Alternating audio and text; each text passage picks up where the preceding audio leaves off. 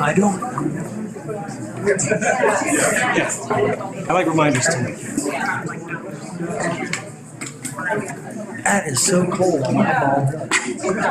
Everyone will be able to see people that signed up, do you still want me to name them off? Or want me to get this? You can just name off the names. Okay. Don't forget. Yeah. Yep.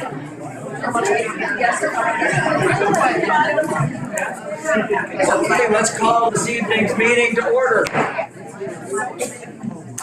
And tonight as our secretary, Cassie Kimball.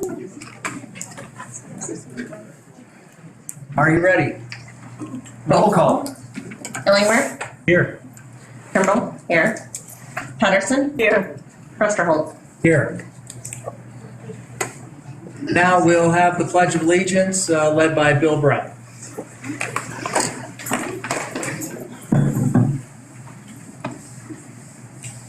I pledge allegiance to the flag of the United States of America and to the republic for which it stands, one nation under God, indivisible, with liberty and justice for all.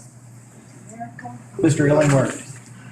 Thank you, Mr. Rusterholt. As we turn to our moment of silence, I know so many of us do it with broken hearts, thinking of little Liam Bruchet and his family, and so many in our community and our schools who loved him and missed him. So I know that we turn to that with him and his family in mind. Thank you. Let's stand for a moment of silence, please.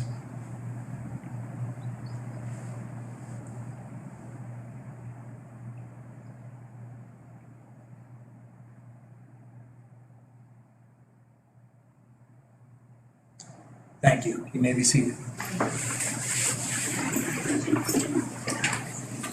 May I have a motion for an approval of the agenda, please? So moved. Second. Roll call. Illingworth? Aye. Kimball? Aye. Patterson? Aye. Rusterholt? Aye. This evening we have a community spotlight and special guests. Do we? We do not. This evening was struck. It was struck. It's okay. I'm so sorry to hear that. I was looking forward to it. We missed it last month. I was looking forward to it tonight. Okay, this evening we will have public comment, and Ms. Lindsay will be reading off names and be our timer keeper. So, Lindsay, what do we have this evening? Yep, so we have 6 people total that signed up, so everyone who signed up will have an opportunity to speak, and each person will be limited to 3 minutes. I'll give everybody a 1-minute warning once you have 1 minute left. And our first speaker is Nick Owen.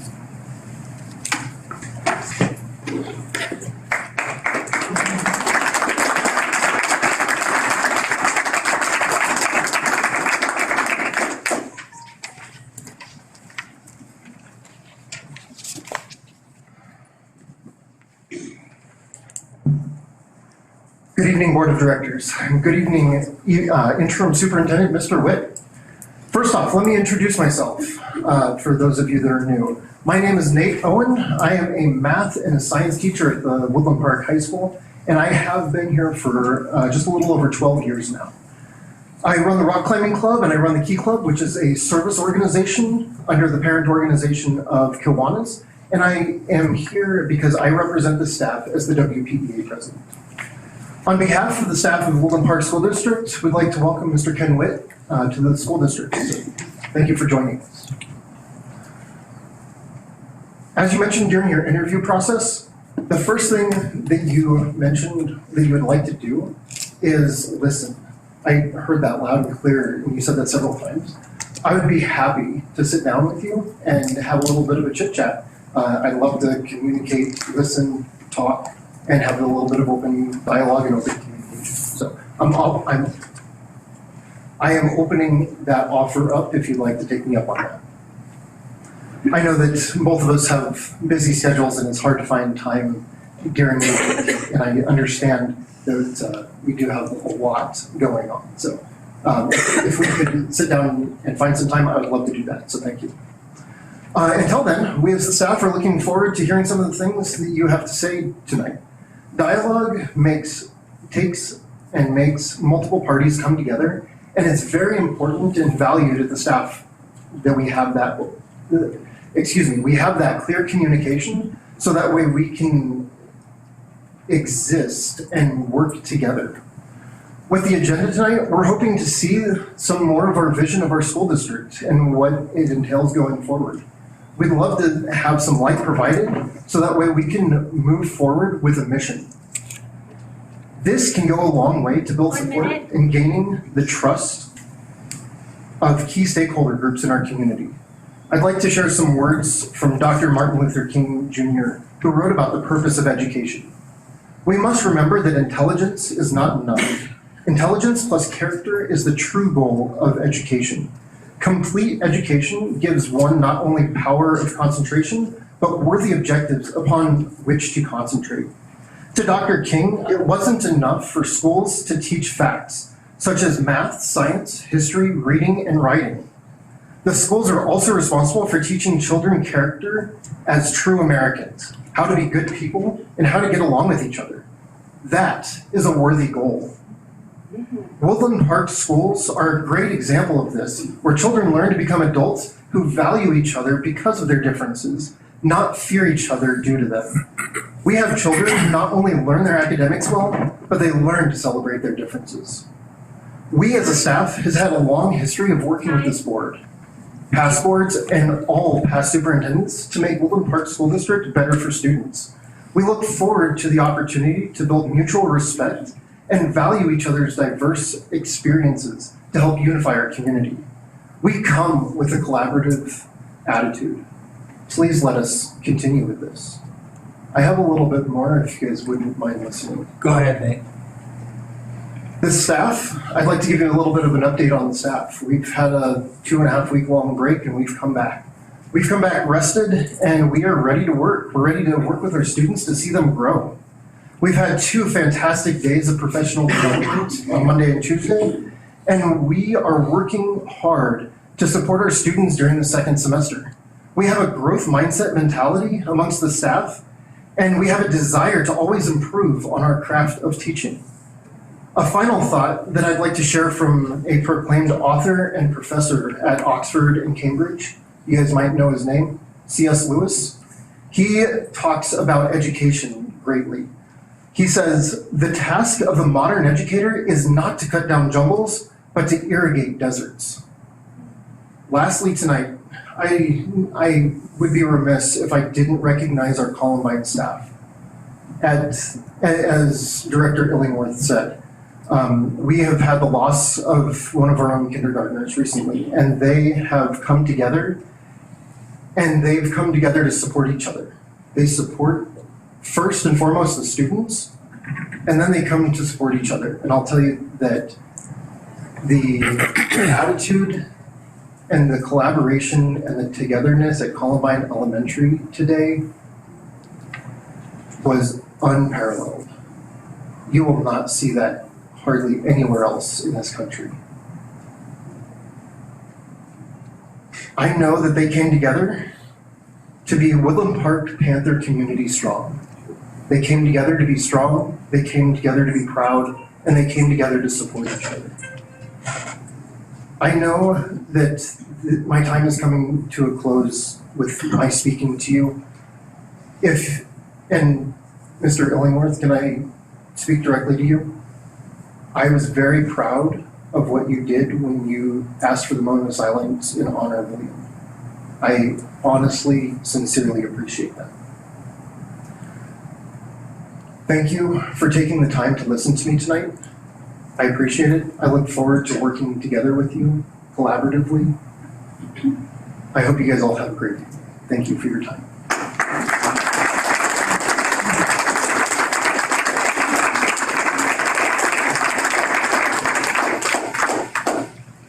Megan DeSmith.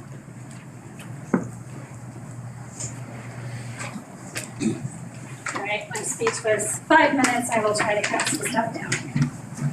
My name is Megan DeSmith. For 18 years, I ran a state-funded employment program for individuals with disabilities for Woodland Park School District. I retired from the district at the end of last school year and am now a full-time small business owner. I am the parent of an 11th grader and the spouse of a 15-year Woodland Park School District teacher.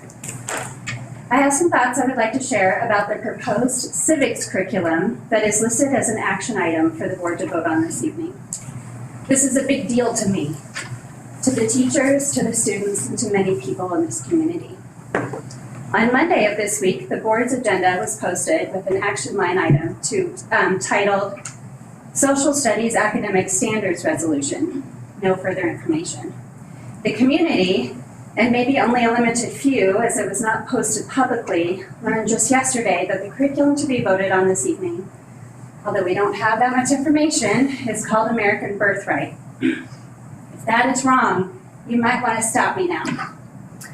Instead of making an assumption, I would like to ask the board, not that this is a conversation, I understand that, I would still like to ask the board if they have taken a moment to consult with the great variety of teachers in this district who teach this core content in our schools, and if they have asked them their thoughts about this curriculum. I wish you would have posted this to the public and requested feedback before tonight. I wanted to remind the board members that the usual process to implement new curriculum in this district is incredibly and thorough and takes significant work. I still remember our former specialist in this area, Linda Murray, who did a great deal of this.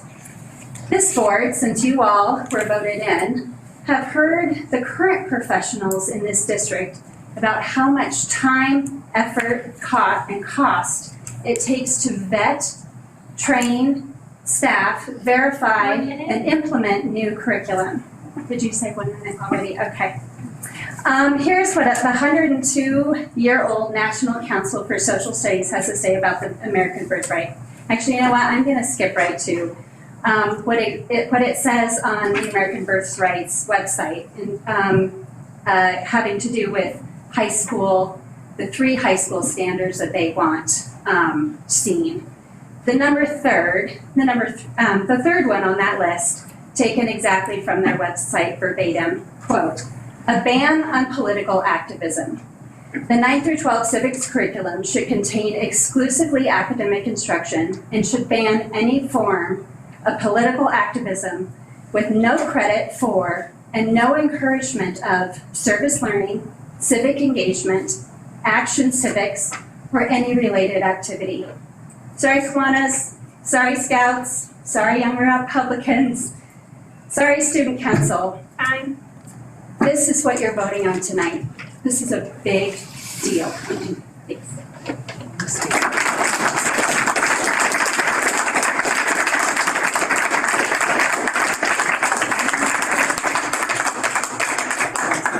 Sarah Lee.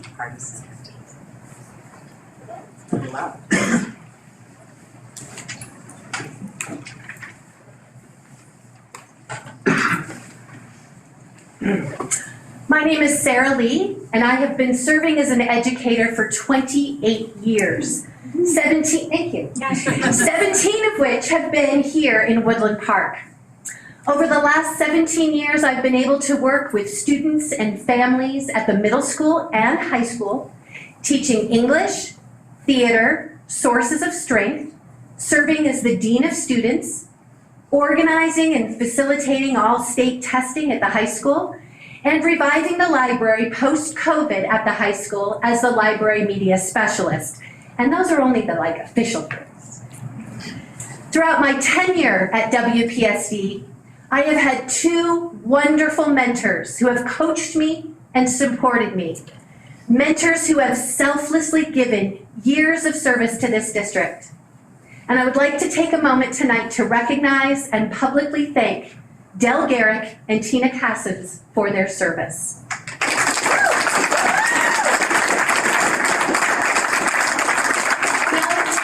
Thank you for your commitment to WPSD, for stepping into roles fraught with stress to be a champion of students, staff, and families in our community. You have done an excellent job leading our district in all your roles. There have been a lot. And we recognize, all of us, how challenging it is to lead in the current times. You have modeled excellence daily, and we are thankful you remain important members of the WPSD district team. On a personal note, I'd like to thank you both for supporting me when this Board of Education took me out of the classroom and the library at Woodland Park High School twice in the weeks preceding the winter break. My removal was groundless and an infringement on my rights as a member of this community and a teacher in this district. 1 minute. I was so hopeful that the board would vote tonight to return me to the classroom where I can rejoin you and my colleagues and friends in serving our community.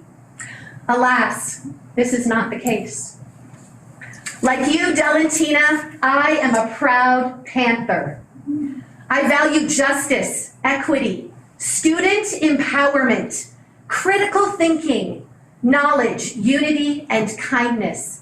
I stand together with you, with the students, with the staff and families of Woodland Park, and I remain committed to working each and every day to ensure our students have the education they need to become the great adults they are all meant to be. I look forward to the day when I get to return to Woodland Park High School and continue to support, teach, and impact students the best way I can each day. Thank you.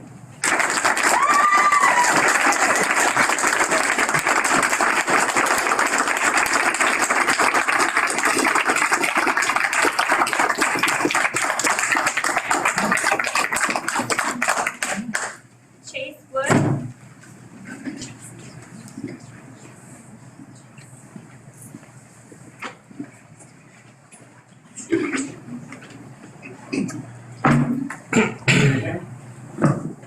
My name is Chase Wood, and the most impactful thing I can tell you about myself is I'm a student of Woodland Park High School. The only thing I want to say right now is changes to the curriculum and policy is frankly lazy when faced with the real issues that the students and the teachers are having at the high school level. You can ask most anyone at the high school and they can see apparent problems. There's a mental health crisis among the students with few, if any, accessible resources for those who are looking for help and looking for someone to talk to. Teachers are lacking the resources necessary to run programs that are vastly impactful. And if these people are supposed to be our mentors, the people that we are supposed to aspire to be, how are we meant to feel when you have examples of teachers having to stay up past midnight, away from family, away from friends, away from the very children that you were elected to ensure the stability and growth of, because they need to write grants to ensure that their program stays accessible to all. If you want to make a real difference in this district, I would implore you to speak to your teachers. See what resources they have and what resources they don't have, and you will see a glaring disparity between those two. The most impactful thing you can do right now is make sure that every educator, everyone who's devoted their time, education, and lives to improving the lives of students, make sure they have what they need, and make sure the students have what they need to be successful at this high school. We can speak to policy or curriculum all we could ever want to, but does it really matter if the teachers are lacking textbooks, or lacking the ability to provide for their own classrooms? I don't believe so. That's all I have to say.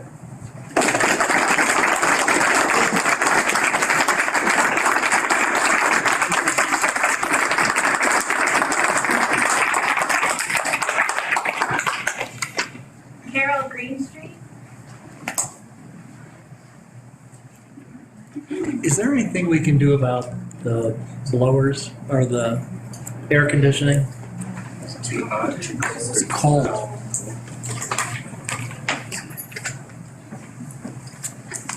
To put my hat on my bare head.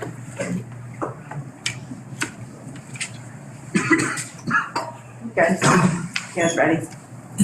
Yeah. At the last board meeting, I chose not to turn my back when others in the room did. What I saw was not just anger, it was raw grief. I wish you could have seen the faces of the educators and parents who you promised to listen to. You all, during your campaign, said that previous boards did not listen to parents and that you would listen to all parents, not just some of them. Parents have filled this boardroom over and over again, yet their concerns have fallen on deaf ears. I've spoken with many parents who've told me it's a waste of time as you don't listen.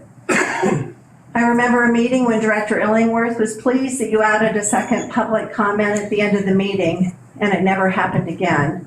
And now you're cutting the time to decrease the dissonance. City Council doesn't limit the public comment time, and previous boards never limited the public comment time. I'm also very disheartened at the lack of situational awareness you display as leaders. Implying that the district is fearful of change is a joke. You don't know these people. Change has been constant for the past several years. These are educators that masterfully navigated changes brought by COVID. They've managed change in curriculum, technology, grading systems, leadership, and in many more areas. I believe that their issue is trust and leadership, not change. In my first statement to you in December of 2021, I said, I hope that intellectual integrity will be a mark of this board because the people in this room will know. The people in this room have seen you bring politics into the school, but only one party. They've seen many decisions made with little to no discussion, knowing you disregard the intent of open meetings. They have been maligned as people who are indoctrinating children. They are apprehensive about completing surveys as they don't know it will be anonymous. They hear rumors that Merit Academy will take over the middle school next year, yet they know it hasn't been discussed in open meetings. They know that as parents, they should have a voice but feel silenced for fear of losing their job if they speak in opposition. They watch you give Merit Academy a platform at every meeting when there are actually 5 other schools in the district that don't receive that favor.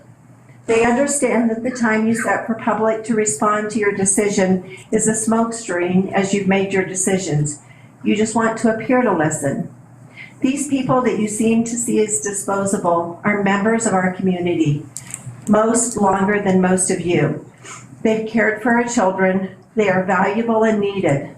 At the last meeting, there was an administrator from another district here recruiting teachers. As one of your former supporters said to me last week, what is going on over there? That was horrible leadership.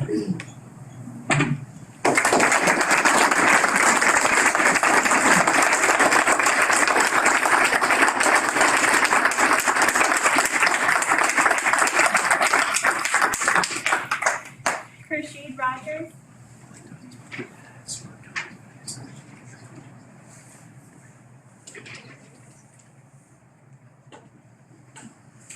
Before I start, just for clarification for when we prepare at home, should we be preparing for 3 minutes or 5 minutes or 4 minutes? I feel like it kind of changes every time, so. Kershade, how much time would you like? I don't need a lot today, but I just felt badly for Megan because she was prepared for 5. So. Take the time you need. Okay, but the question still stands, like just for the future, because we do try to stay on time. My name is Kershade Rogers. I'm speaking to express my concern and lack of understanding, really, about the new social studies academic standard resolution that you will be voting on tonight. My understanding is that you are discussing the American Birthright standard. I only received access to the name of the proposed standard today, so I have not been able to thoroughly read and understand all that it entails. My first impressions are that it is quite political, It seems to orient toward American exceptionalism and 1776, etc. Not things that I am personally aligned with and things that cause me concern. So I have a few questions that I'm hoping you can address in tonight's meeting. The first is, was this information on this standard and your resolution advertised and available somewhere and I just missed it? Like, I'd like to be informed about what you're voting on, and I really try. I really try to be informed. You talk about a commitment to transparency, but I'm feeling very in the dark regarding this. And again, to me, your process feels rushed and closed off to input. Like, if this is something you believe has merit, why not share it and offer people time to become familiar with it and offer feedback? My second question, before your vote tonight, can you please be very clear and detailed about all the ramifications of adopting this standard? I don't understand the implications of a yes vote.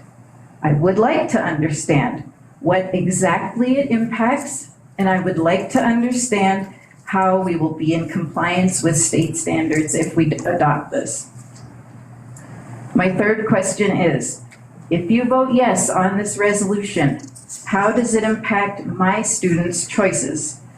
If you want to offer an alternative high school social studies class as a choice, I can handle that.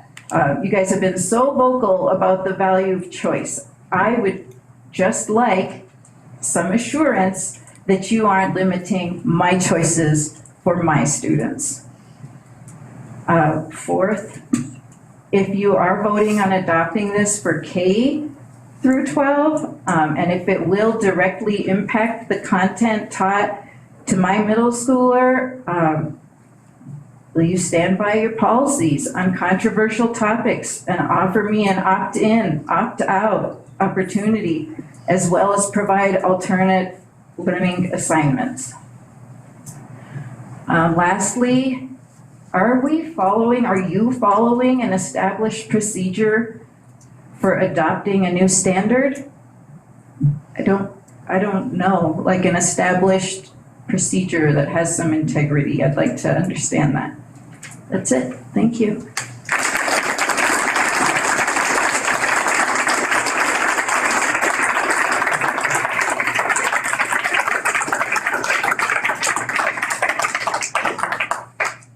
Our last speaker tonight is going to be David Resterholz.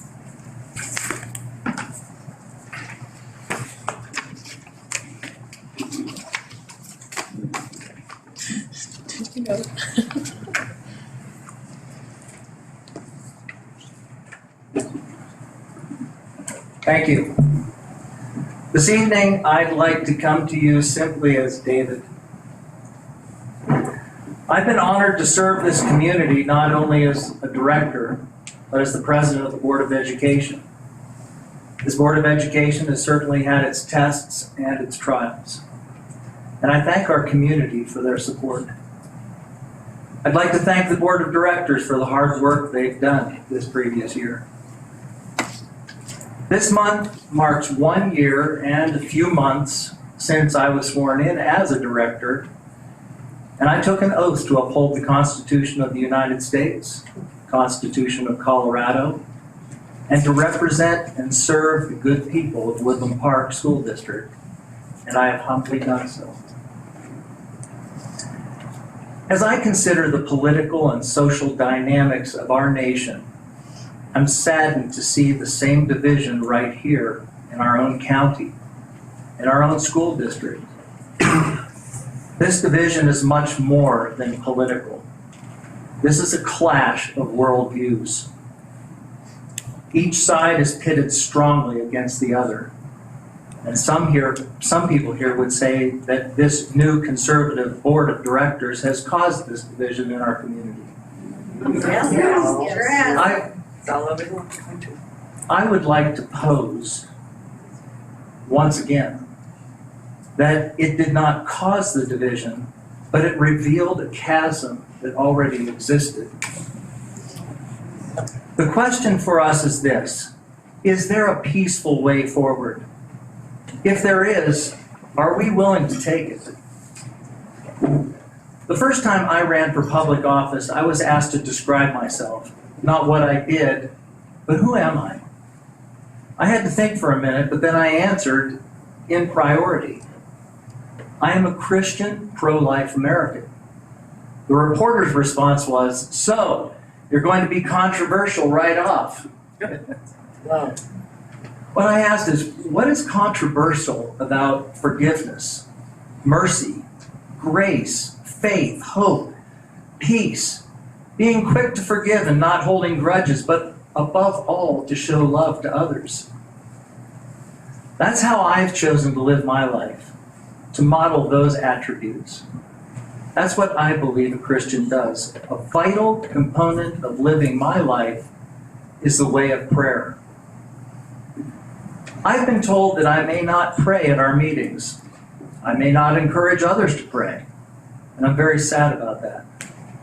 Our great nation has been built upon prayer, and our state constitution and our Declaration of Independence all acknowledge both the Creator and the supreme ruler of this universe. Without God's loving kindness and mercy and wisdom, how can we bring our fractured nation and divided community together? I urge each one of us to seek for wisdom. 145 times in the past 246 years, presidents of the United States have called for national days of prayer to seek divine favor when our nation has faced serious trouble. Our Congress, Senate, our Colorado Senate and state representatives, along with many other elected offices, all begin their public meetings with prayer. Why not seek the Lord at our school board meetings? That's right. I won't pray tonight. Okay. But I will ask for blessing over our schools, our teachers, our administration, our board of directors, but most of all, our students and their parents. May the Lord bless us and keep us. May His face shine upon us and be gracious to us and give us His peace. Amen. Thank you. Amen.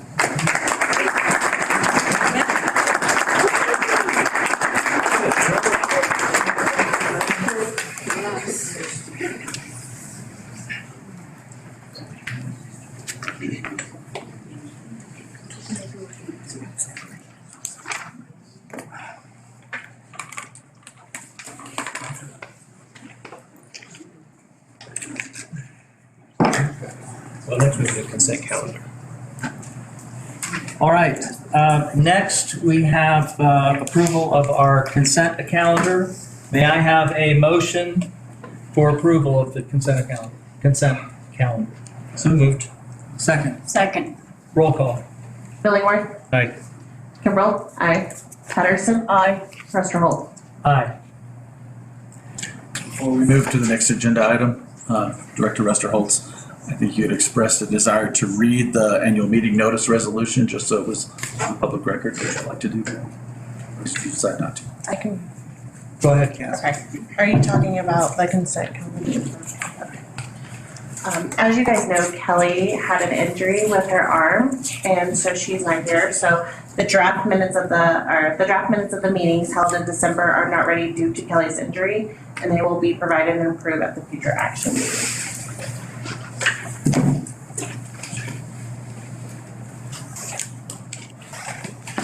Are you going to read the resolution? Okay. Just one second. Excuse me just a moment.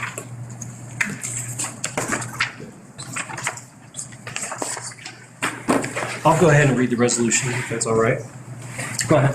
So what was just approved in the consent calendar, ladies and gentlemen, the annual meeting notice resolution.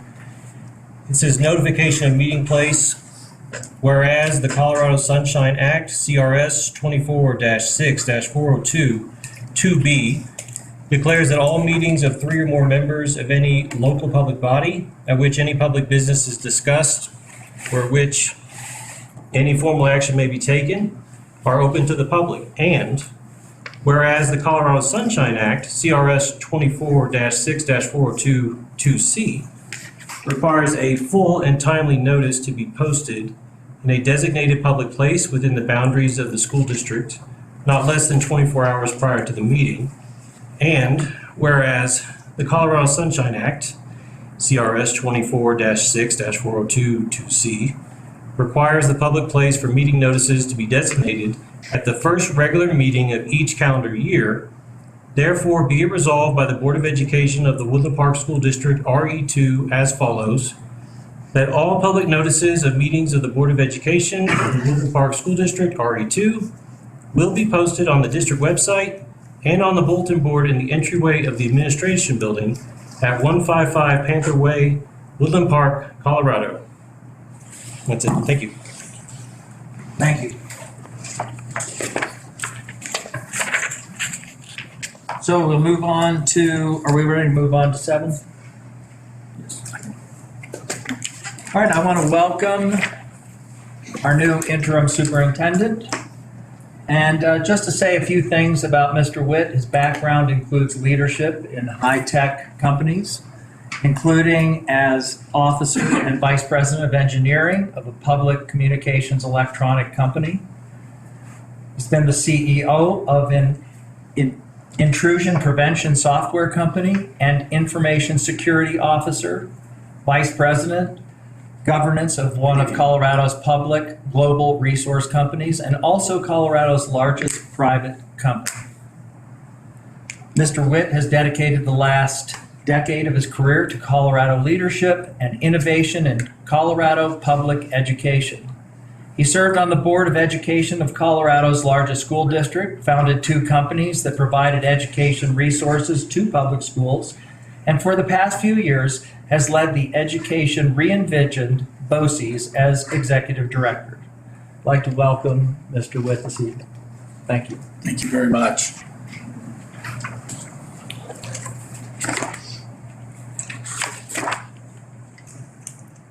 You mind if I go ahead and say a few words? Please do. That's the next agenda item. I was just making certain we're ready to move to it. We're ready. I just want to thank you all for, number one, your engagement and involvement in Woodland Park education.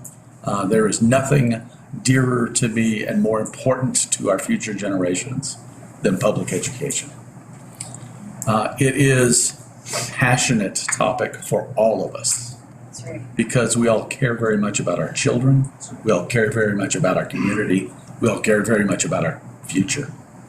And so I just want you to know that I've dedicated a lot of my personal interest, time, and career to focusing on how can we improve education, how can we do the right things by students, how can we have a great next generation.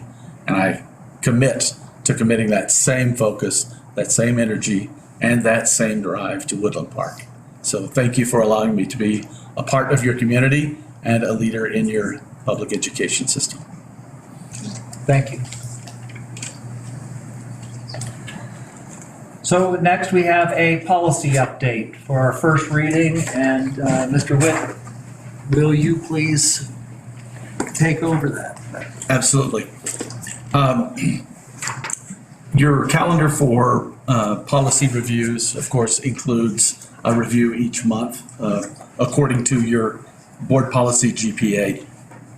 It says that we should, at the very least, review GP1 and GP10 this month, which we will do in trying to begin to look at where we need to go and what we need to block and tackle. I've added a few other policies here for a review so that we can begin to move through policies in the district.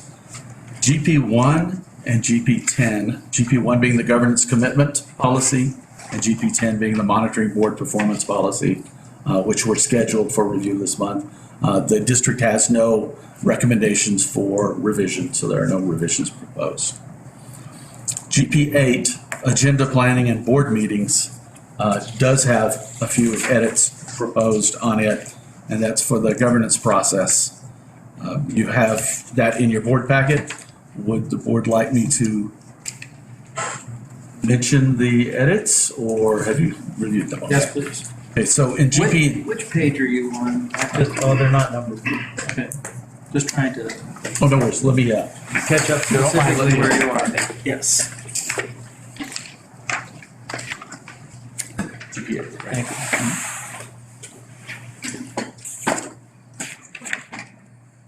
So GP8 is the agenda planning and board meetings policy. And the changes, the first recommended change is to item 2 under regular meetings. And that is to say that meetings of the board shall be held by the second Wednesday of each month at 6 p.m., which is currently what it says, and then added, and may be preceded by a district community spotlight at 5:30 p.m. if included on posted meeting schedules. So that we can have the community in and then have an orderly transition out into the regular public meeting. The second change is in the next section, section C. It says education related to district purpose statement. We have a board purpose statement which this board passed, core beliefs and purpose. And I just want to make certain that we're clear that we have one and that it's new. So in a couple of places, we changed that to the board purpose statement to be clear with what's present. And then on, let's see, item 4, in the planning cycle, it says to accomplish this job, the board will adhere to the following meeting protocol. Item 3, just a moderate recommended change. It says the agenda for the board meeting will be prepared by the board president and superintendent, but we'd like to get to a regular discipline around agenda planning. And so we'd like to stroke that to include in an agenda setting meeting at least once a week prior to the board meeting. And then if any board member wishes to include a topic on the board agenda, that topic will be brought to the board president at least 24 hours prior to the agenda setting meeting, so it can be included in the conversation. And then if possible, and no later than 48 hours prior to the meeting. That's a moderate change to the way we do it now, but to be orderly with the agenda planning. And then item 5, a public comment period is scheduled at every regular board meeting. This is the change to public comment. Individual comments will be limited to 3 minutes instead of 5. And time allotted to a particular topic will be limited to a total of 15 minutes instead of 20.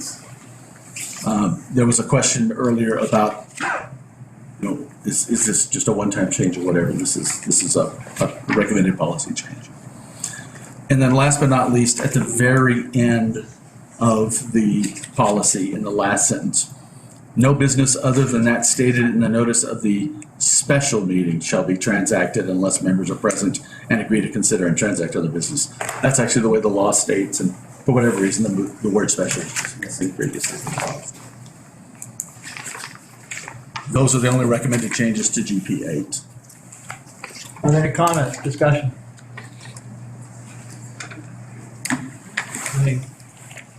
Seem like pretty minor changes.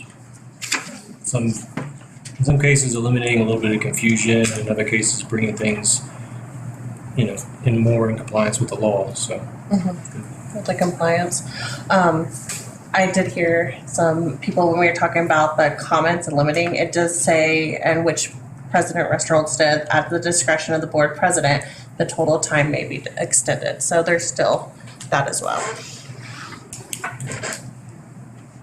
Anything, Sue? Changes sound good to me. I do have a concern with the public comment period. I think that was a very important thing. It was something that when I was attending meetings that I liked how, when we first started, we did have 2 public comment times. And I personally am not in favor of limiting it even further to a half hour. Like this evening, maybe we could have limited it to a half hour, but we don't want it to run away. But that was one of the things that we talked about when we first came in here about, should we have it at the beginning? Should we have it at the end of the meeting? Should we have it both times? I don't want to have the appearance of having, limiting any kind of, confronting us with it, with different topics. Like if it's controversial, like tonight, it's controversial to a lot of people who are here tonight. I want to hear from you. I want to hear what you have to say. And, we can't go on and on and on forever, but like Mrs. Rogers said, city council doesn't have limits on it. I think that we need to have some time limits on it, but I don't want to see it going to 30 minutes. I would like to have it stay at an hour and that the president or the board could have discretion on limiting or extending. You know, I take advantage of that if somebody is talking and has something important that I think is important to say, whether I agree with it or not. I want to hear what they have to say. So, no, I'm not in favor of making this edit on number 5. The other ones I'm fine with, but not this one.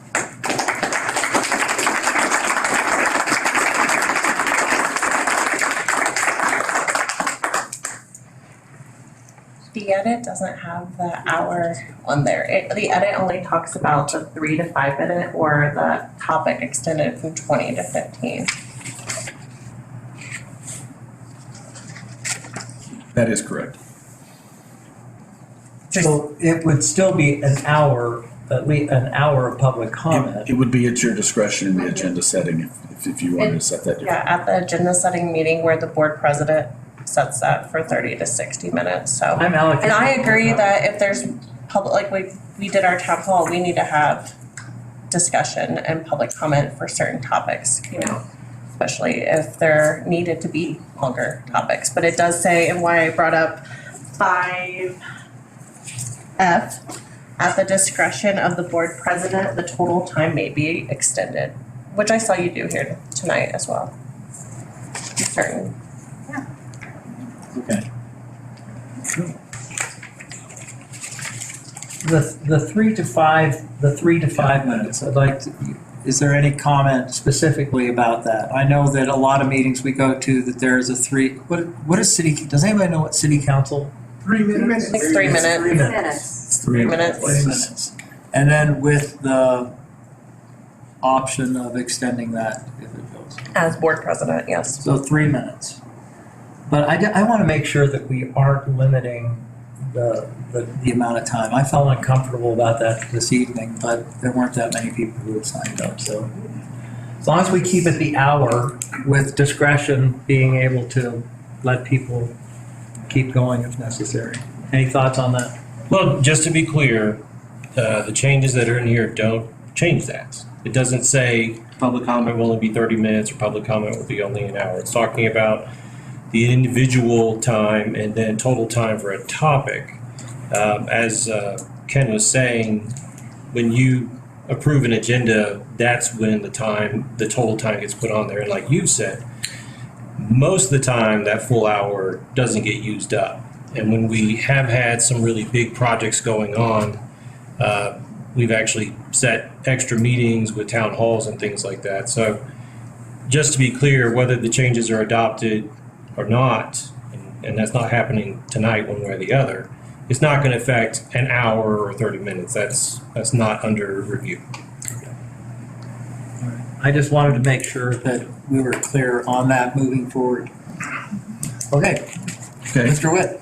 The remaining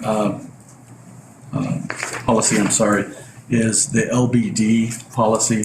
It's around charter approvals and just trying to make that a little more consistent and a little less onerous. You have approved your first charter school, of course, here in the district.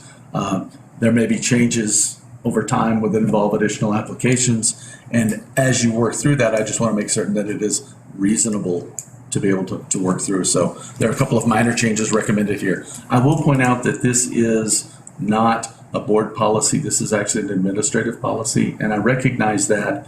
But because it's public facing, because someone has to meet the timeline for submission, I think it's appropriate to discuss this one in the public meeting. So the recommended changes to LBD are relations with district charter schools. On the letter of intent to apply form, there was only a 15-day window for anyone to propose a new school or program under the Charter Act. So we want to change that to the letter of intent to apply will be accepted between August 1st and no later than October 15th. So it's not a 2-week window, it's a 6 or August, September, October, so 10-week window. unless a later deadline is granted in writing by the superintendent for a later submission deadline. And the point there is, if you're talking about some configuration change to a school or something, there may be reasons to have some flexibility. We want to be a district that has flexibility and is nimble and isn't just tied up in a policy. I think it's important to be able to move nimbly. Timeline for submission of application. In accordance with this regulation, the district charter applicant shall submit an application to the district by, it said September, it now says October 15th is the recommended change, give it a little more time. However, the board or the superintendent may waive this deadline and establish in writing to the applicant a later deadline. Again, flexibility if it's a smaller or a more natural change, simpler change. Application completeness check is the next section. It says that applicants shall be allowed 15 days from the date of receipt of such notification to provide the missing information. I'm recommending that you change that to 20 days. I've watched the thrash in an application with the respondent trying to get information pulled together and get it right. And I think it would be fair to give a little more time for that. Review by District Accountability Committee. The same applies to the District Accountability Committee. It gave them 15 days, which is the requirement, the minimum requirement by law. I'd like to change that to 20 days as well to give them appropriate time for consideration and response.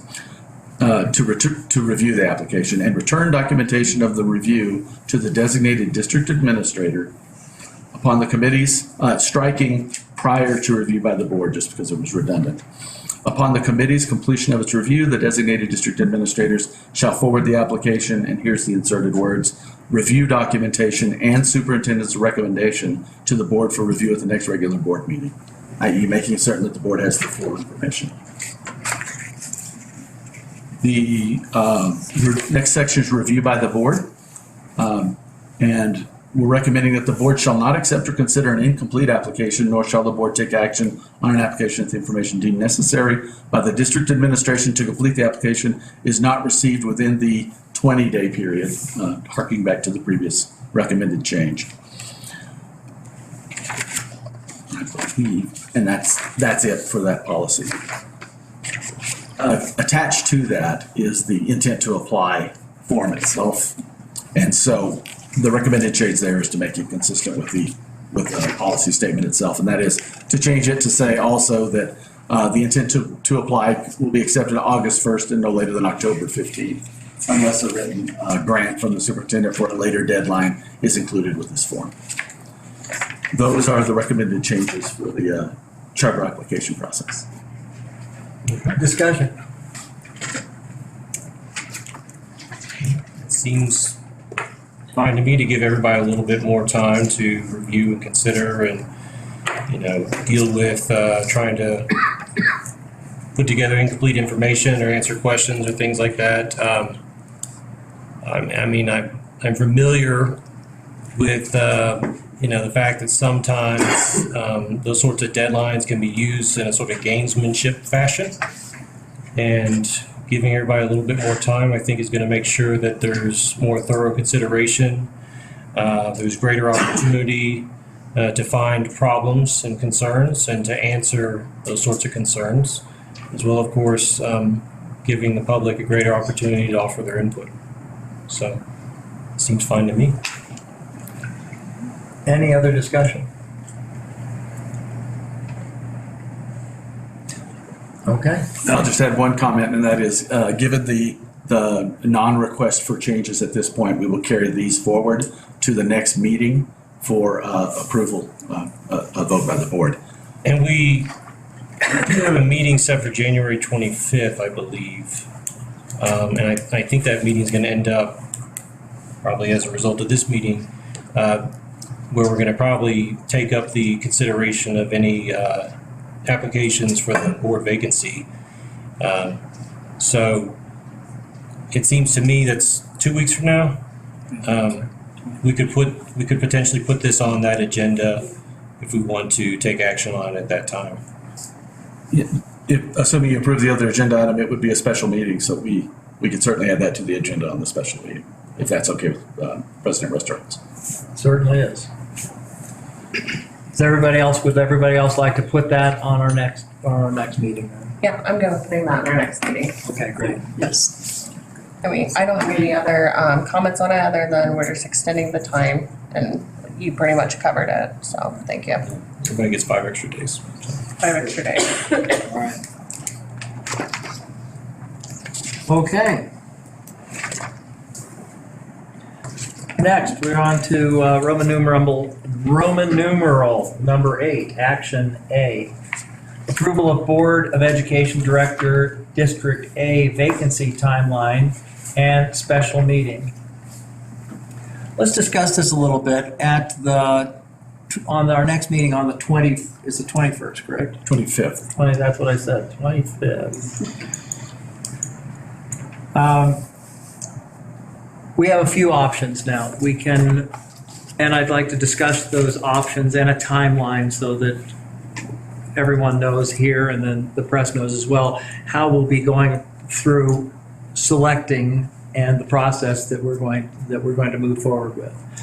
So there's no, as I understand, there's no legal way that it has to be done. We've collected applications from people. They have been. So the deadline is this Friday, Friday 13th, and it's on the website. So, yeah. So, and if I recall last time, we had a couple applications that were like on the last day, kind of got like double the number. So, Right. So yeah. So that application is on the school website to apply. And what we will do is we will, as a board, we'll be reviewing those applications and then selecting people that we would want to interview. And so how would everyone like to see that work? When would you like to hold the interviews? How would you like to move forward with those selections? Is there a process that you would favor? And Mr. Witt, please chime in with your experience. Well, we've done it recently, right, Cassie? And the process that we did at that time was in keeping with the precedent that the board had done many times over. There were some questions that were suggested by the administration that I think had been used previously, and I think we made sure that everybody who was interviewed got the exact same questions, and we each took turns asking one of those questions, and then I had a list of my own questions, which were also asked to everyone. So everybody who was interviewed got asked the exact same questions. And when we did it last time, there were not too many applicants. I think we had like 7 who wanted to come in and be interviewed, and we granted everybody that. And we did it like on a Saturday morning. And then I think we voted a couple days later. I think was my memory of it. So what I was frustrated with last time though was this sort of rigidity of it, and I remember there was some like opposition to having your own questions. I tend to think that that's a good thing. I do like the practice of making sure that each candidate essentially gets the same questions. And we had like a pretty strict time limit about it. So I think we should determine, who we would like to interview, and I think we should again try and do the same sorts of questions. But I would probably I would plan on doing my own questions, and I'd probably encourage other board members to come up with their own as well, as long as it's a reasonable number, so that the interview takes place in a reasonable time, and then questions that we would want to ask each person that is interviewed. So I think though what we're anticipating though, David, because of our timeline, we have, the law does require that the vacancy, if it's going to be filled by the board, has to be done within 60 days. We've been... And 60 days of when was the starting date? Posting, right? It's from when we declared the vacancy, Right. which happened on November 30th. So January 25th is well within our 60-day window. It would basically be right around the beginning of February. But because we already had that on the calendar, and it fits within the timeline that we've already done with, it gives us almost 2 weeks from when the application cutoff is. I would like us to do the interview and potentially vote in one meeting, depending upon time limits and how comfortable everybody feels. Obviously, we could do interviews and then decide we're not ready to vote, but we just need to keep in mind if we do that we're going to have to set another meeting, within the timelines required by law to accomplish that. So let me ask you, are you saying that on the 25th, we should do the interviews at our regular meeting? Are we at our special meeting? Yes. Okay. And then you're also proposing the interview on the 25th, and then each director comes up with his own set of questions? Or clarify that. So last time I think there was confusion amongst the directors about whether they could do their own questions. And so I'm just saying I would encourage directors to develop their own questions if they wish. It may be that if we just go by the traditional questions, that we feel like that covers the ground. That's up to each director. But I certainly plan on having a few of my own questions. And I just hope that every director feels free to do that as well and understands they can, versus we don't want any confusion on that. We did schedule time slots last time, and I think the time frame was in 30 minutes, and if all the questions were not answered in that time, if the applicants were lengthy or had a longer answer to one question or the other, I believe that the rest of the questions were emailed to them, and they gave their answer and send it back.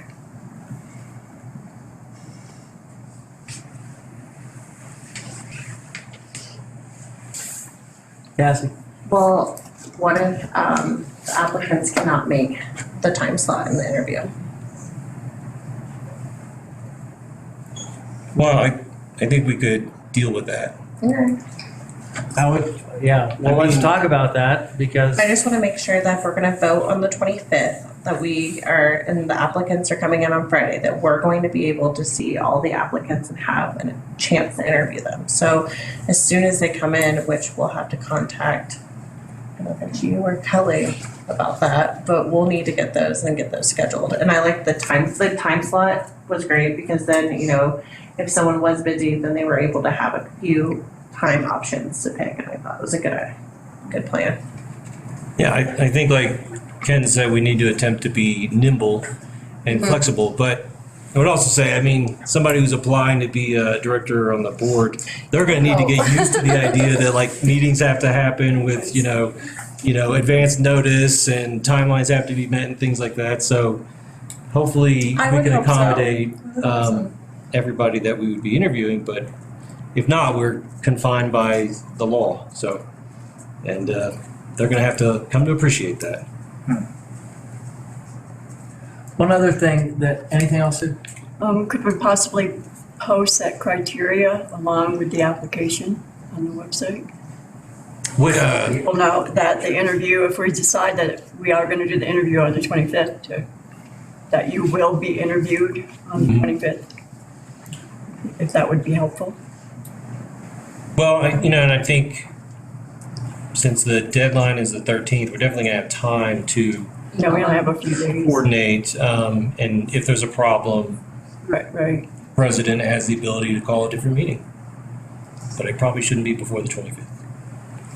No, not before the 25th. My 2 cents is just to contact them as soon as possible and let them know as soon as we get the applicants. Yes. One thing that I was thinking as well is, let's say we get 50 applications, just throwing that number out there. Do we want to whittle that down to a manageable number, like who each director would think is their top 3 picks, or their top, 1, 2, 3, who they would like to interview, so that we can narrow that pool of applicants down for interviews? what do you think about that? Well, I think that we have to be cognizant of just the amount of time and the reasonableness of it. So I would not anticipate that if we got 50 applications, that would translate into 50 interviews. That there's just not enough time to do that sort of thing. I think what each director could do is, contact the president or the board secretary expressing, interest in who they would like to interview. And with that information, the schedule could be worked out. So, but yeah, if there are 50, I presume that I would be seeking to do less than 50. So if anybody else, so do we want to say, pick a number or let each? Yeah, I wouldn't want to pick a number right now. I don't know how many have applied or who they are or anything like that. So I wouldn't want to jump the gun on that just yet. So what you're saying is each director pick the people that they would like to interview. And they could communicate that Communicate that to the secretary. or the board president. Or to me. So either. Trying to push it off on someone else. So there's nothing wrong with sending it to the board secretary. All right. Does that sound reasonable? Mhm. So what notes do you have, Madam Secretary? I mean, other than just discussion on if you had, recently you just talked about 50 people, if we're gonna discuss who the top 3 to 5 and who they wanna interview. Patterson set a schedule, 30 minutes, and if we didn't have our questions, we'll email them. So similar to the previous interview process that I went through. And, Illingworth has already reiterated that we have the questions from the administration, but he does suggest that we also write our own and have some of our own to give as well. And that application deadline is? Friday. This Friday? This Friday. The 13th? 13th. And that we will have a special meeting for interviews on the 25th. Yes. Just one point of clarification. Yes, sir. I heard interviews and a vote on the 25th. But if you decide that you need more time to consider, you might schedule a vote later. But Yes. to be clear, since it's a special meeting, we would have a vote item on the agenda as well. Okay. Is that right? Right. So we can decide to vote then, or we can postpone it. Right. Okay. But you want to put on the agenda to leave your options open. Okay. And I know this is on here for action with the ideas that we would have a motion to approve the Board of Education timeline and special meeting as proposed. I'm not quite sure we do need to have a vote on it because, of course, only the board president has the authority to set a meeting and approve the agenda. So I don't think we need to have a motion. I don't think it would be binding on you anyway, David. Just offering our opinions and you can take them into account in terms of setting the agenda on January 25th. Let me take responsibility for that error. The action box is checked, but you'll notice on the agenda it's under discussion, not under action. We did move it down to discussion. So okay. No motion at this point is requested because you just called a special meeting. We'll make certain that makes it on. Okay.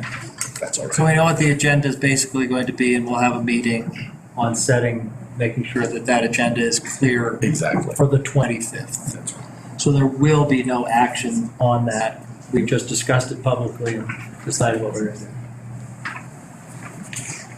Okay, are we finished with that discussion? All right, we'll move on to B, Social Studies Academic Standards Resolution. I move to approve the resolution regarding the adoption of social studies standards. Second. Okay, Discussion. yes, with your approval, President Rostroms, I'd like to read the resolution. Please do. Whereas Woodland Park School District RE2 District in Teller County, Colorado, is a public corporation and political subdivision duly organized and existing under the Constitution and the laws of the state of Colorado. And whereas the members of the Board of Education of the district, the board, have been duly elected, chosen, and qualified. And whereas the Colorado State Constitution in Article 9, Section 15, which was established in 1876, states that the local school boards, elected by their electors, should have control of instruction in the public schools of their respective districts, a constitutional principle known as local control. And whereas the board supports local control, and whereas the board recognizes the authority of the board, State Board of Education, to establish state academic standards to the extent that they inform the development of state assessments, but not the extent that they would subrogate academic standards the board adopts in fulfillment of its constitutionally authorized control of instruction. And whereas the board has adopted a purpose statement which states Woodland Park District exists to establish a common foundation of knowledge that cultivates educated citizens who appreciate and contribute to this great American Republic as provided in the Declaration of Independence and the United States Constitution. And whereas the board has identified the American Birthright academic standard published by the Civics Alliance as a superior academic social studies standard to that social studies standard recently revised by the Colorado State Board of Education. Be it therefore resolved that the Woodland Park School District RE2 Board of Education formally adopts the American Birthright standard for social studies curricula for instruction in the district. And Mr. Witt, did you want to talk Sure. about that?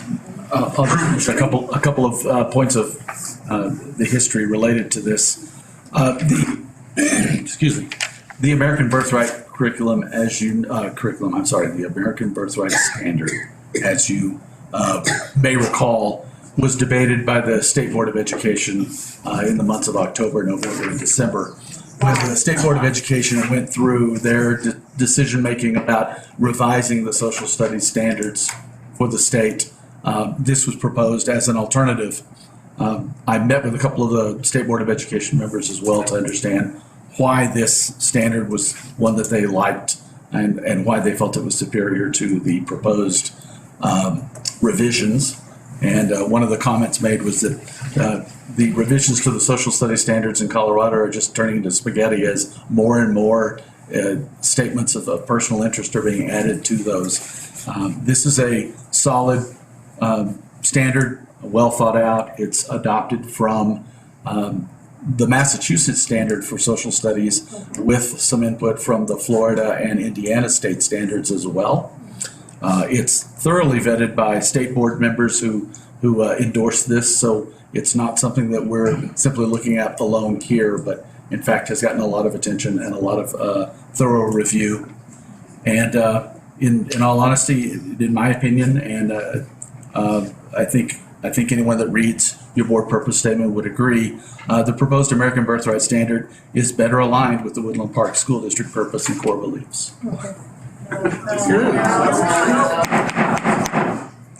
Please no comment. If you'd like to comment, please contact one of us individually. Or a new nice young lady from the paper is here, please contact her as well. But please don't interrupt the meeting. I do have a couple questions. Mr. Witt, what are some of the top things that you like better, and can you contrast it from, let's say, action civics, global citizenship type thing? You know, those are kind of names that are almost become esoteric, that you can attach any value to it that you want. Why do you like this in contrast to, let's say, action civics? Well, I didn't come prepared with line item comparison of various. Well, then do what please do. I will be happy to. I'll be happy to speak to the portion of the question. Come on. You know what? If there's any more outbursts like that, I'm just going to ask you to politely leave. I'll just fucking leave because this is a joke and you are a joke. Please leave. No educational background. Please leave. Please leave. What a joke. Miles, will you escort this gentleman out right here? The man with the hat on, would you please leave now? No. We'll call the police. I'll do it right now. Either Miles, escort him out. Dell, please leave the meeting. You go. You're worthless. It's okay. David, can we be in recess for a few minutes? We'll go to recess now for 5 minutes while I call the police. Raised in that Christian attitude right there? Yeah, it's really. Sounds like it. We already had discussions about this standard without actually, like, somebody's already talked about it in private and without a board meeting.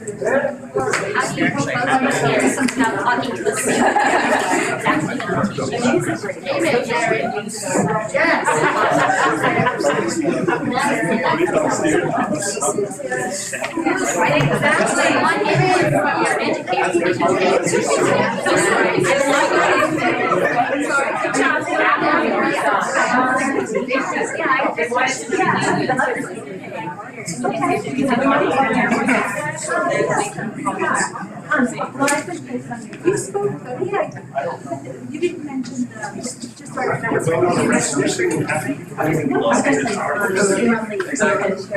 Oh, yeah.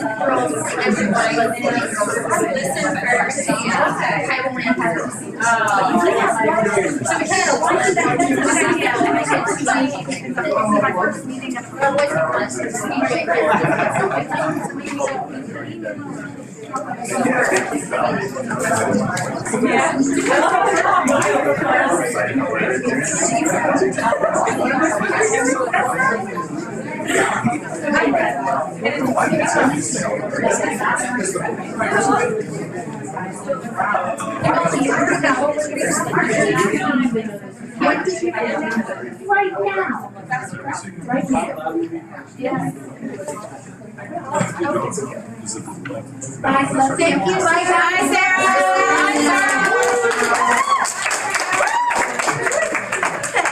Just wanted to clarify that.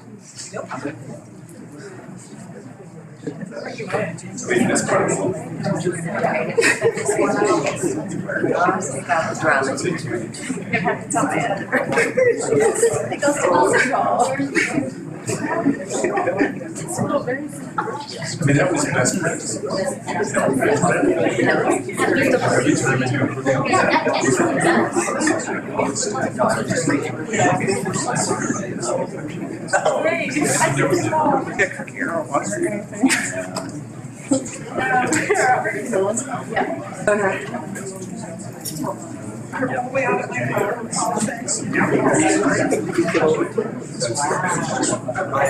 He's all the way up front. So I'm not going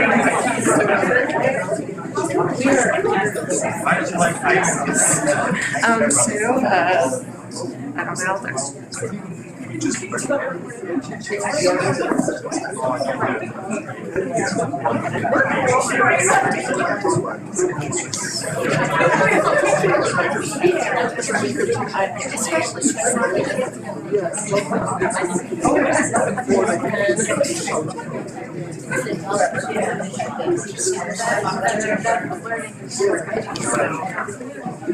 Very exciting. I don't know.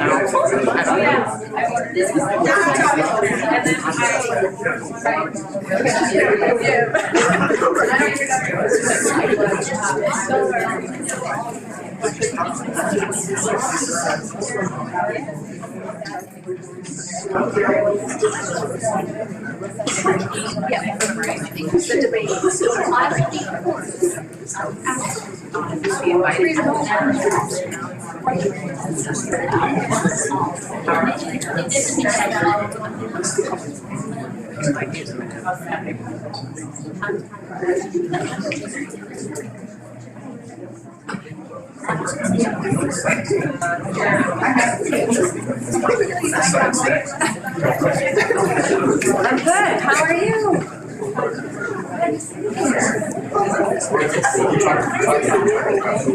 I put myself in the dishwasher without intruding. I don't know if you remember if you heard it. That would be nice. Yeah. There you Just that 1 hour, let you go home.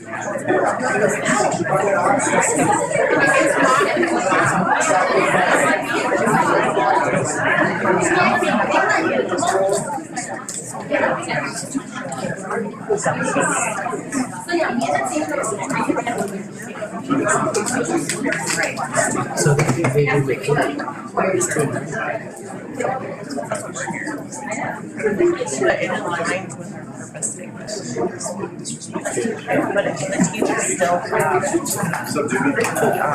is right,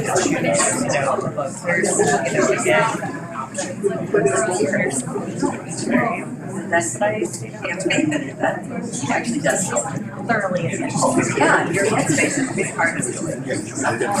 I feel very confident in it, but yeah. Where do your cookies come from? Well, what are we gonna do with them?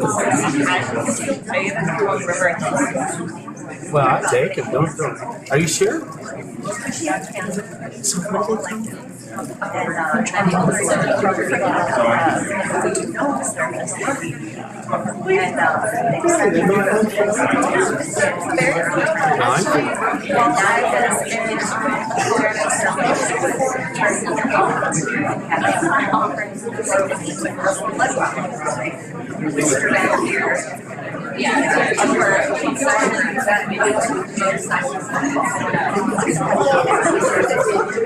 You know, I had a thought possibly for lunch tomorrow.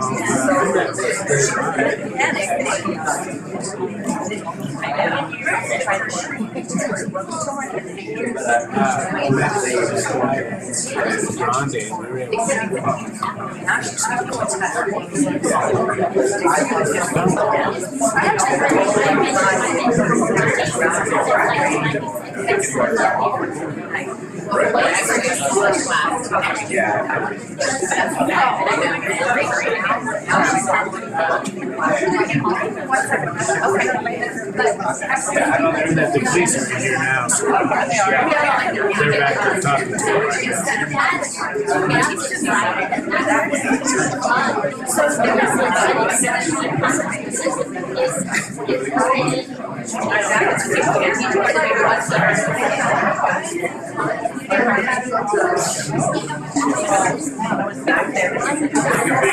That was just the last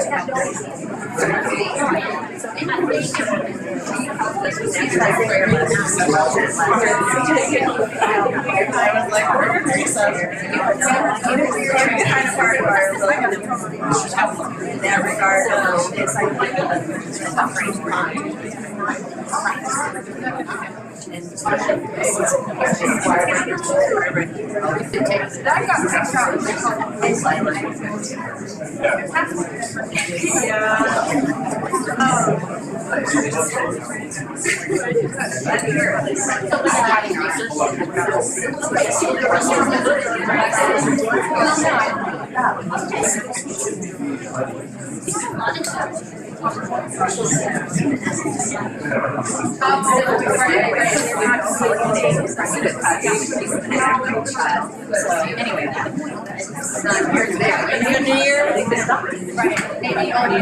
Went to Vegas to see my daughter.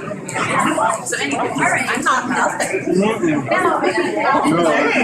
we had to drive to the airline situation. No, she did. It's not too bad. We went I-70 out, it was snowing, icy, that was bad, so we just went south. Phoenix, next time up. Got through. Much better. It is a Yeah, I saw. honestly, I said no. I said very brutal anyway, let alone. Yeah, it's I had an elk come when we were coming back from Vegas and it was dark on the west side. That stretch between Gypsum and Glenwood Springs. That's correct. And then there was like something, it's just, I wish I would have done it more. I guess we did it on the way out. And then we like, we only came back. It wasn't amazing, but I think it's Okay, let's call the meeting back to order.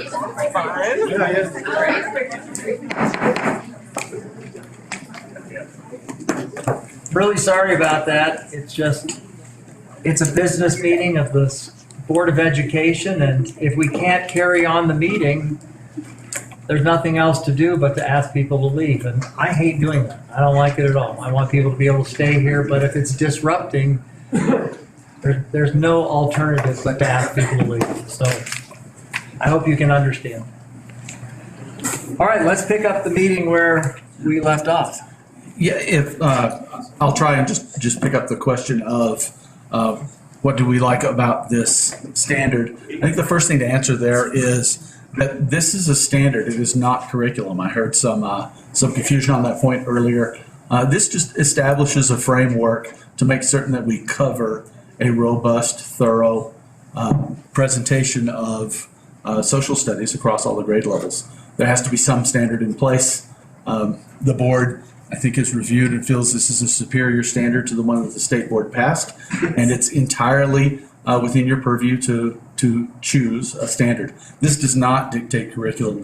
The district will consider, review this standard, review the curriculum that's presently in place, and make determinations about curriculum as they always will as they work through that process against standards.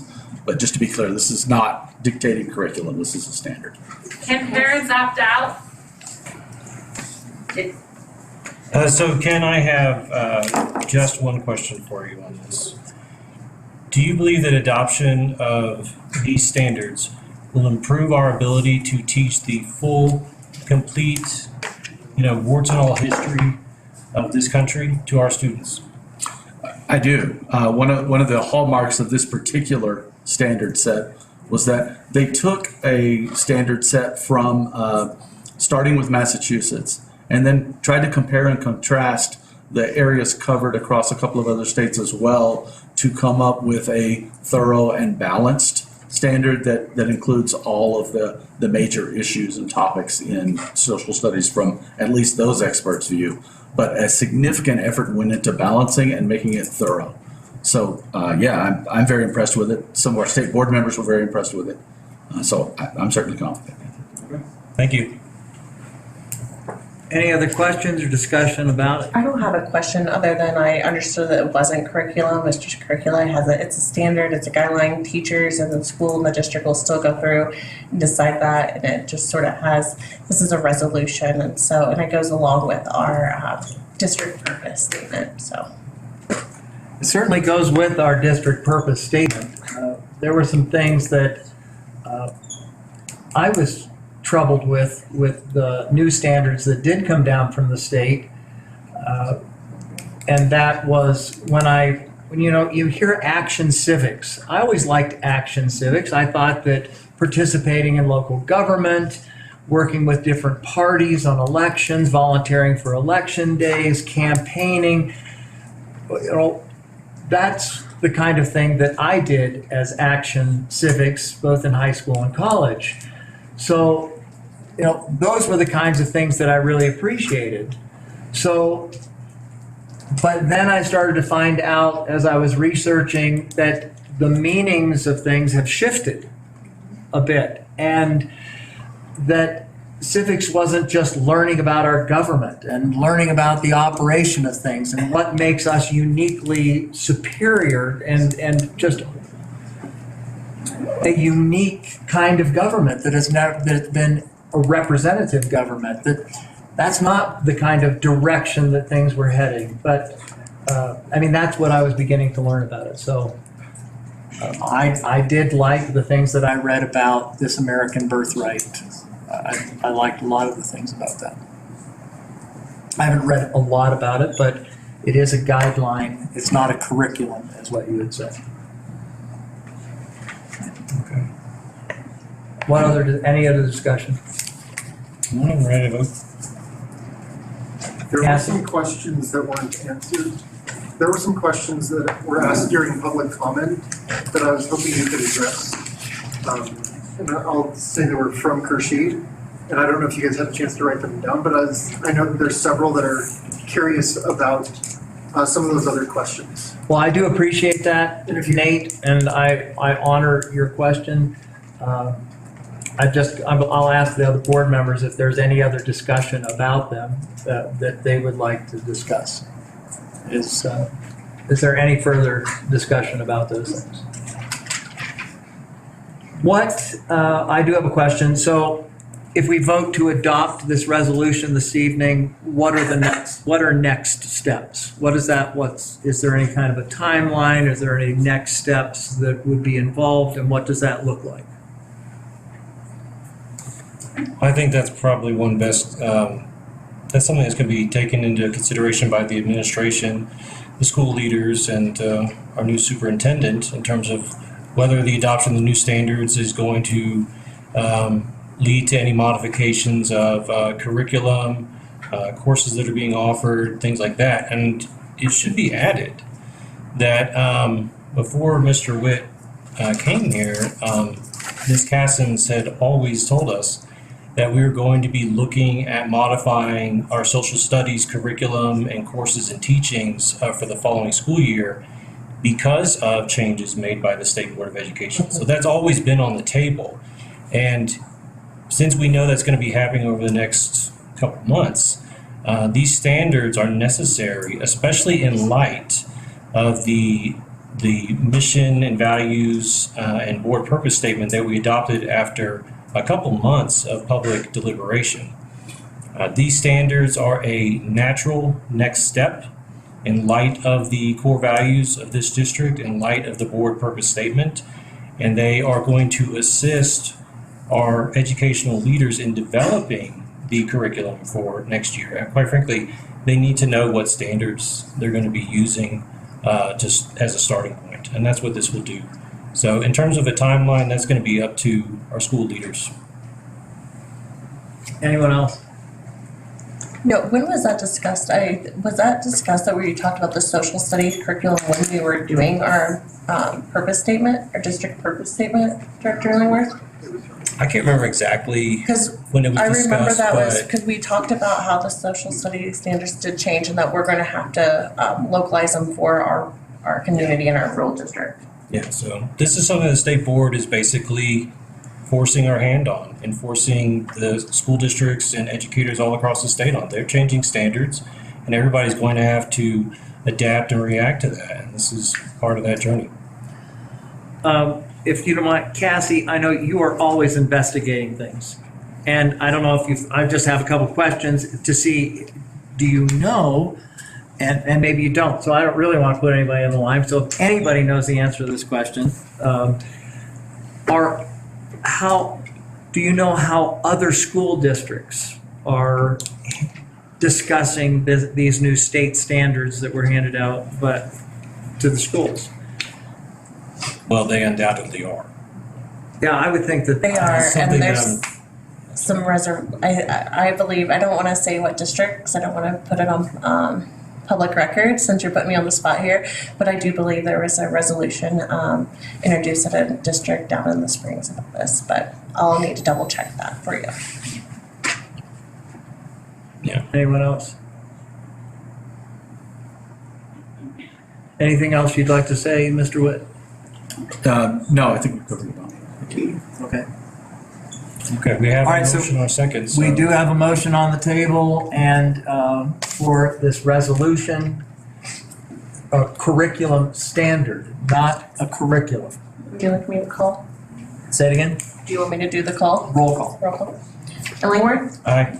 Kimball? Aye. Patterson? Aye. Rushroll? Aye. Motion carries.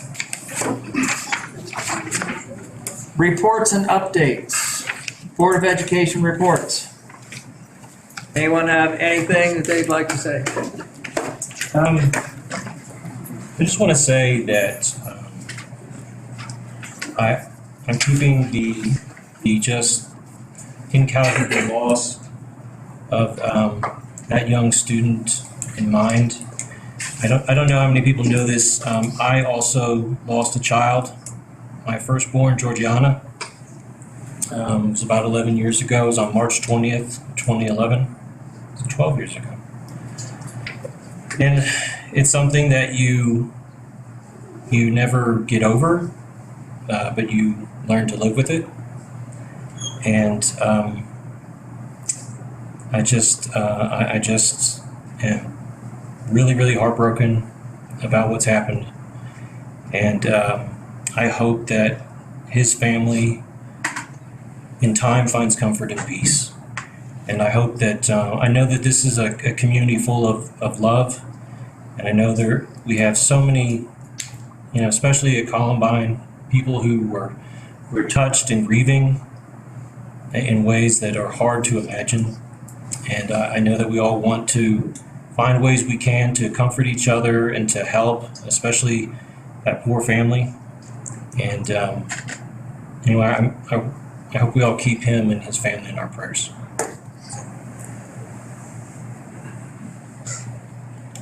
Anyone else, any comments? This is sort of off of the school board direction, but just talking about what's been happening in our community. On Monday, there is the Teller County Suicide Symposium is happening at the Ute Pass Cultural Center from 9 a.m. to 5 p.m.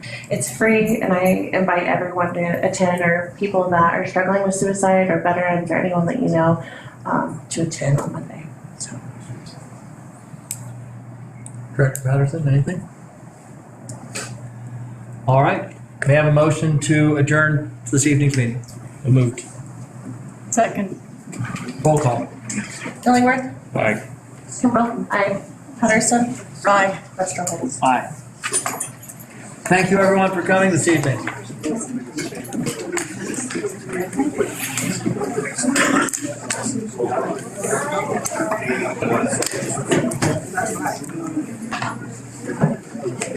You all right?